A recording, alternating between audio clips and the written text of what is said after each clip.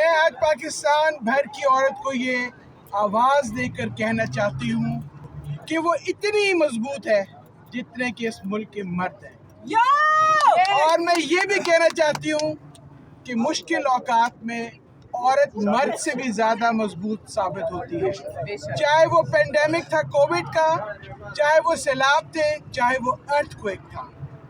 پاکستان کی مضبوط، بہادر اور غیور خواتین کو میں یہ پیغام دینا چاہتی ہوں کہ آج عالمی دن ہے انسانی حقوق کا، اور میں سمجھتی ہوں کہ اگر عورت کو صرف انسانی حقوق دے دیے جائیں تو یہ اس کے لیے کافی ہے۔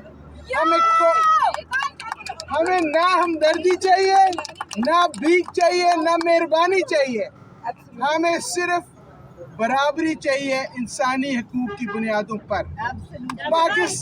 پاکستان کے آئین کے 50 سال مکمل ہو گئے ہیں، کل اس کو ہم سیلیبریٹ کریں گے کنونشن سینٹر میں۔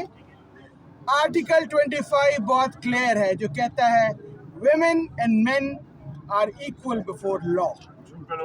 That is the ultimate جو کل ہوگا، اور ساتھ 150 عورت پاکستان بھر سے نیشنل ٹریڈ فیئر میں حصہ لے گی۔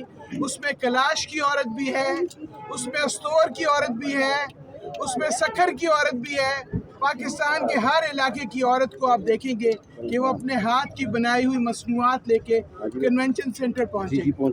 میں اسلام آباد اور پنڈی کے لوگوں کو خاص کر اپیل کرتی ہوں کہ وہ وہاں آئیں اور ہماری اس ٹریڈ فیئر کو اور مضبوطی دیں اور اس کو کامیاب کریں۔